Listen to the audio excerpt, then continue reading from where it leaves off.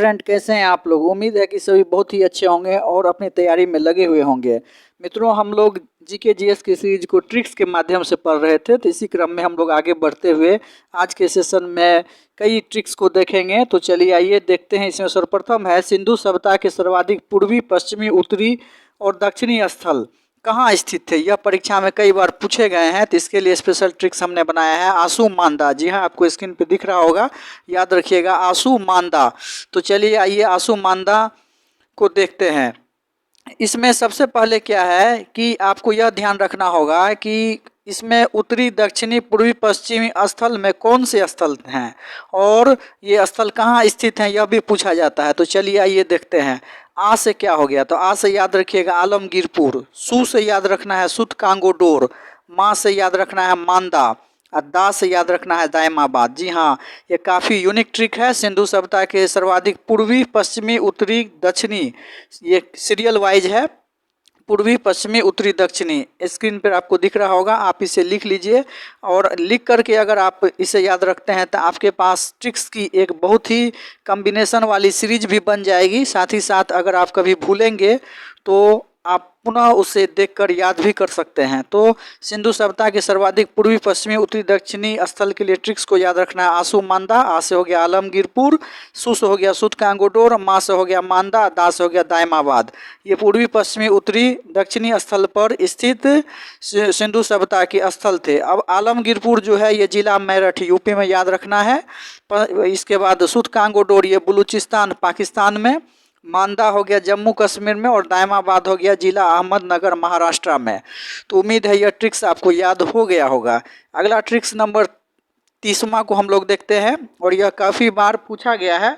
तो चलिए आइए देखते हैं। यह है प्राचीन भारतीय इतिहास के जानकारी के स्रोत कौन कौन से हैं। यह कई बार प्रश्न में आ जाता है कि निम्नलिखित में से कौन सा स्रोत जो है भारतीय प्राचीन इतिहास को जानने के स्रोत हैं। तो इसके लिए ट्रिक्स याद रखिएगा। पुरा धर्म अति विशेष, 2-3 बार पढ़िए, निश्चित रूप से याद होगा। पुरा धर्म अति विशेष, पुरा धर्म अति विशेष। अब पुरा का अर्थ देखिए, पुरातत्व संबंधी साक्ष्य है, धर्म का अर्थ धर्म ग्रंथ हो गया, अति का मतलब याद रखिएगा ऐतिहासिक ग्रंथ, और विशेष का अर्थ है विदेशियों का विवरण। जी हाँ, तो प्राचीन भारतीय इतिहास को जानकारी के स्रोत के लिए भी स्पेशल ट्रिक्स हो गया पुरा धर्म अति विशेष। पुरा का अर्थ पुरातत्व संबंधी साक्ष्य, धर्म का अर्थ हो गया धर्म ग्रंथ, अति का अर्थ हो गया ऐतिहासिक ग्रंथ और विशेष का अर्थ हो गया विदेशियों का विवरण। निश्चित रूप से यह ट्रिक्स आपको याद हो जाएगा, ऐसा हम आशा रख सकते हैं। 31वां नंबर ट्रिक्स को देखिए। कई बार प्रश्न पूछे गए हैं, सिंधु सभ्यता में चावल के दाने कहाँ से मिले हैं। जी हाँ, प्रश्न में पूछा गया है कि सिंधु सभ्यता में चावल के दाने कहाँ से मिले हैं। तो ट्रिक्स याद रखिएगा। लो रंग लो चावल, चावल से इसे हमने जोड़ दिया है ताकि हम भूल ना पाएँ। लो रंग लो चावल, लो रंग लो चावल, यह स्पेशल ट्रिक्स हो गया। लो रंग लो चावल। अब लो का अर्थ यहाँ लोथल हो गया और रंग जो है इसका अर्थ रंगपुर याद रखना है। तो और चावल तो हो ही गया। सिंधु सभ्यता में चावल के दाने पूछा जा रहा है, तो ट्रिक्स याद रखना है कि सिंधु सभ्यता में चावल के दाने कहाँ से मिले हैं। तो लो रंग लो चावल, लो से लोथल और रंग से हो गया रंगपुर। 32वां नंबर ट्रिक्स के क्रम को देखिए। सिंधु सभ्यता में घोड़े का अस्थि पंजर कहाँ मिले हैं।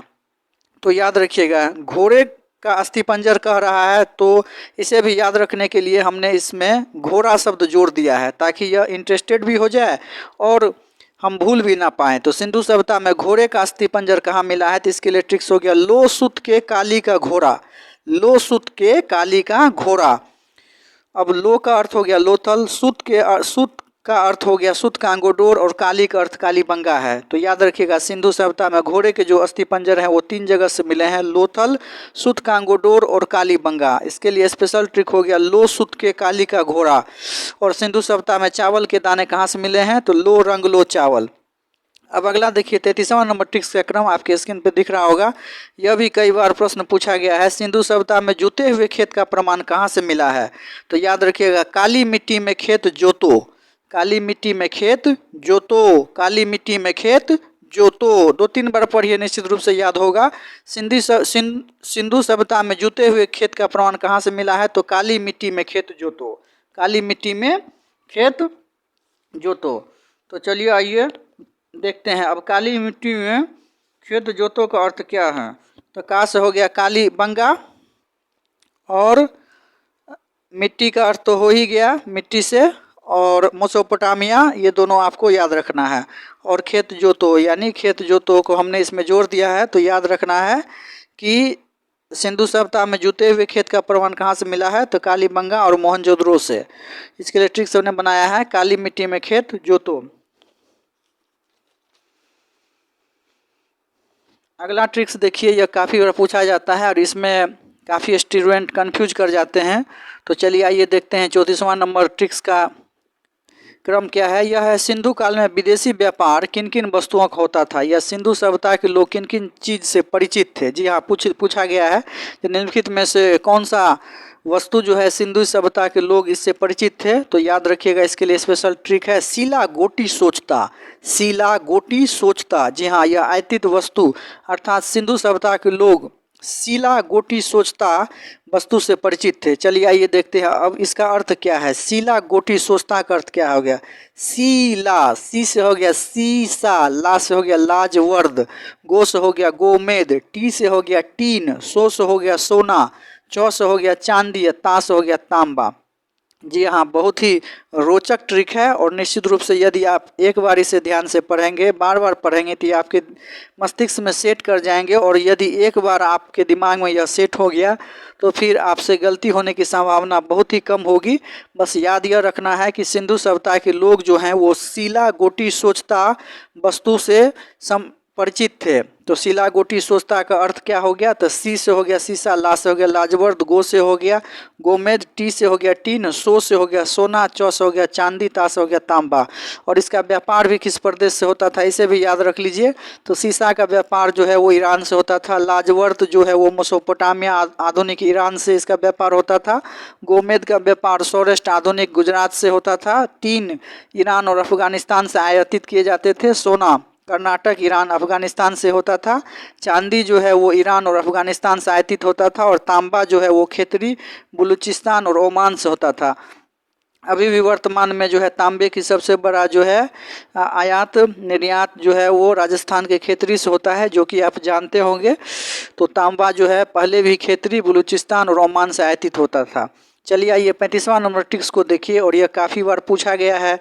हालांकि बहुत सारे ऐसे दोस्त होंगे जो कि जानते होंगे, लेकिन जो नए साथी हैं उन्हें कंफ्यूज हो जाता है, तो उसके लिए यह ट्रिक्स रामबाण का काम करेगा। तो चलिए आइए 35वां नंबर ट्रिक्स को देखिए। महाकाव्य कितने हैं, कई बार पूछा गया है। तो याद रखिएगा, महाकाव्य 2 हैं और इसका नाम है रामायण और महाभारत। जी हाँ, हिंदू धर्म ग्रंथ में रामायण और महाभारत को महाकाव्य माना जाता है।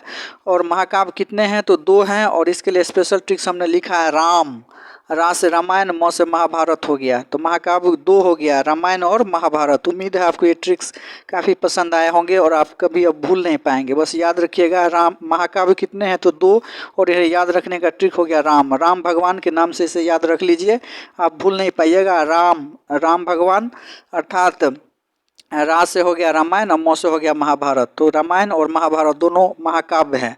36वां नंबर ट्रिक्स को देखिए। सिद्धार्थ बुद्ध जब कपिल वस्तु की सैर पर निकले तो कौन कौन से दृश्य देखे।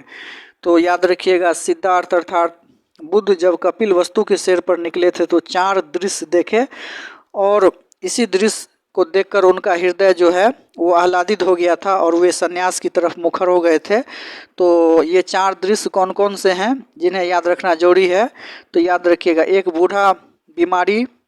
बूढ़ा सन्यासी बीमार होकर मर गया। इसके लिए ट्रिक्स याद रखिएगा, सिद्धार्थ जब कपिल वस्तु के सैर पर निकले तो 4 दृश्य को देखे। और इसके लिए स्पेशल ट्रिक याद रखिएगा, एक बूढ़ा सन्यासी बीमार होकर मर गया। एक बूढ़ा सन्यासी बीमार होकर मर गया। एक बूढ़ा सन्यासी था जो बीमार होकर मर गया। एकदम आसान है, एकदम आसान है, एक बार पढ़िए एकदम याद होगा।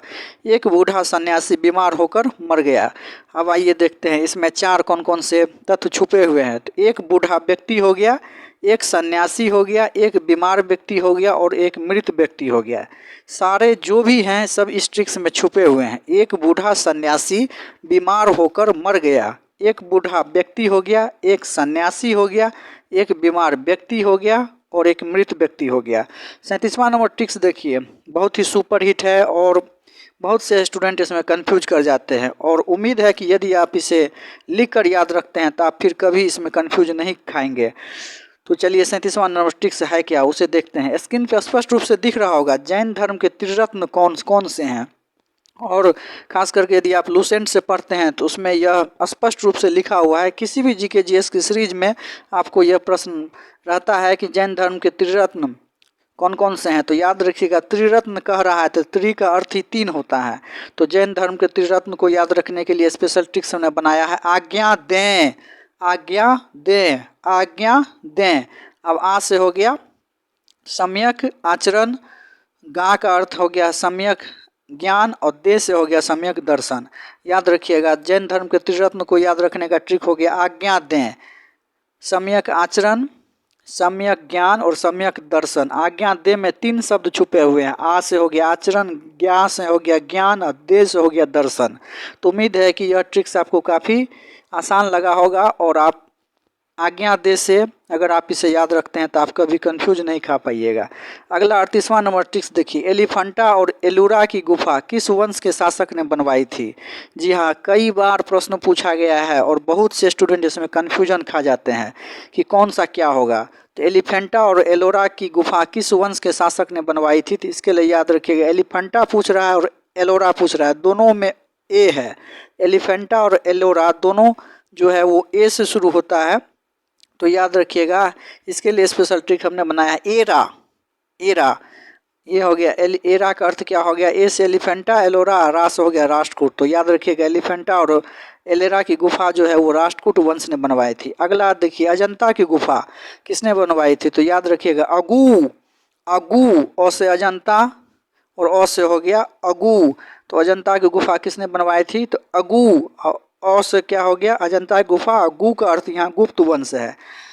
खजुराहो की गुफा किसने बनवाई थी? तो याद रखिएगा इसके लिए स्पेशल ट्रिक हमने लिखा है खच। खजुराहो में ख से हो गया खजुराहो और ख से हो गया खच। ख से खजुराहो और ख से हो गया खच। खजुराहो की गुफा का कोड हमने बनाया है खच। ख से खजुराहो और चौ से चंदेल वंश। तो प्रश्न यह पूछा जाता है कि खजुराहो की गुफा किस वंश से संबंधित है? तो याद रखिएगा चंदेल वंश से। ट्रिक हो गया खच। इसके बाद नटराज की मूर्ति, तो इसके लिए स्पेशल ट्रिक हमने लिखा है नचो। याद रखिएगा नचो जैसे ही आया 1-2 बार पढ़ेंगे निश्चित रूप से आपको कंठाग्र होगा। नचो। 9 से हो गया नटराज की गुफा, चो से हो गया चोल वंश। तो अब आप बिल्कुल ही भूल नहीं पाएंगे नटराज की मूर्ति जो है वो किस वंश ने बनवाया था? तो चोल वंश ने। इसके लिए स्पेशल ट्रिक हो गया नचो। 9 से हो गया नटराज की मूर्ति और चो से हो गया चोल वंश। अगला देखिए 42वां नंबर ट्रिक्स। हर्यक वंश के अंतिम राजा कौन था, यह पूछा जाता है। तो याद रखिएगा हर्यक वंश के अंतिम राजा को नाग ने डस लिया था। हर्यक वंश के अंतिम राजा को नाग ने डस लिया था। तो हर्यक नाग ने डस लिया, नाग का अर्थ यहाँ हो गया नागदशक। नाग का कोड हमने नागदशक को लेकर बनाया है। तो हर्यक वंश का अंतिम राजा कौन था? तो नागदशक। याद रखने के लिए हमने इसे जोड़ दिया है कि हर्यक वंश के अंतिम राजा को नाग ने डस लिया था, अर्थात हर्यक वंश का अंतिम राजा नागदशक था। अगला 43वां नंबर ट्रिक्स देखिए। बन्नी हट्टी का युद्ध कब हुआ और इसके अन्य नाम कौन कौन से हैं? तो याद रखिएगा बन्नी हट्टी का युद्ध जो है वो कब हुआ? तो 1565 ईस्वी में, और इसके अन्य नाम कौन कौन से हैं? तो तारा। जी हाँ, बन्नी हट्टी के युद्ध को ही हम लोग ने कोडिंग के रूप में याद रखने के लिए तारा लिखा है। और तारा हो गया क्या? ता से हो गया तालीकोटा का युद्ध, और रा का हो गया राक्षसी तंगड़ी का युद्ध। यह पूछ लिया जाता है कि तालीकोटा का युद्ध कब हुआ? तो याद रखिएगा इसका डेट और तिथि दोनों डेट के साथ और वर्ष के साथ 25 जनवरी 1565 ईस्वी को हुआ था। तालीकोटा का युद्ध जो है 25 जनवरी 1565 ईस्वी को हुआ था। कई बार बीपीएससी के प्रश्न में यह क्वेश्चन आया हुआ है, तो इसे याद रखना काफ़ी जरूरी है। जो तारा का अर्थ यहाँ हो गया तालीकोटा का युद्ध, और राक्षसी तंगड़ी का युद्ध, इसे राक्षसी तांडव का युद्ध भी कहा जाता है। तो बन्नी हट्टी का युद्ध कब हुआ था? तो 25 जनवरी 1565 ईस्वी को। और बन्नी हट्टी का युद्ध के लिए हमने ट्रिक्स कौन सा बनाया है? तो तारा। जी हाँ, अभी गदर 2 मूवी प्रमोट हुआ है, और गदर 2 मूवी जो है उसमें जो है तारा सिंह का गदर मूवी में भी इससे पूर्व जो 2001 ईस्वी में रिलीज हुआ था उसमें भी तारा सिंह के नाम आप लोग सुने होंगे, और तारा सिंह इसका प्रमुख जो है भूमिका में इस बार भी है। तो तारा से आप जोड़ दीजिए, अर्थात सनी देओल जिसे कि तारा सिंह के नाम से गदर मूवी में दिखाया गया है। तो तारा से ही आप इस युद्ध को जोड़ दीजिए। और बन्नी हट्टी का युद्ध कब हुआ, तो 25 जनवरी 1565 ईस्वी को। और युद्ध है तो इसे सनी देओल से जोड़ते हुए आप इसे गदर के मुख्य पात्र तारा सिंह से जोड़कर इसे बन्नी हट्टी के युद्ध को याद रख सकते हैं। तो बन्नी हट्टी का युद्ध का नाम क्या था, तो तारा। जहाँ गदर फिल्म की में तारा जो है एक प्रमुख रोल अपना निभा रहा है। तो याद ये रखना है कि बन्नी हट्टी का युद्ध का अन्य नाम क्या था, तो तारा। ता से हो गया तालीकोटा का युद्ध और रा से हो गया राक्षसी तांडव का युद्ध। उम्मीद है अब आप इसे नहीं भूलेंगे। चलिए मित्रों, इसी के साथ वीडियो का ये सेशन आज का समाप्त करते हैं। उम्मीद है कि आपको ये सभी ट्रिक्स पसंद आएंगे। और यदि आप इसे अपनी कॉपी, डायरी या अन्य कोई भी जगह जिसे कि देखकर आप बारंबार रिवाइज कर सकें, लिखते हैं, तो निश्चित रूप से आपके लिए काफ़ी फ़ायदेमंद होगा। और ऐसा करके हम लोग जीके जीएस की जितनी भी सीरीज है, चाहे वो हिस्ट्री, ज्योग्राफी, करेंट अफेयर्स के साथ साथ भी हम लोग करेंट को देखेंगे, और इंडियन कॉन्स्टिट्यूशन, जो भी जितने भी क्षेत्र हैं, फिजिक्स, केमिस्ट्री, बायोलॉजी का पार्ट, वे सभी हम लोग ट्रिक्स से देखेंगे। तो उम्मीद है कि आपको यह वीडियो का सेशन अच्छा लगा होगा और आप इसे लिख करके याद करेंगे। चलिए इसी के साथ मिलते हैं वीडियो के सेशन नेक्स्ट कड़ी में। इसी के साथ थैंक यू।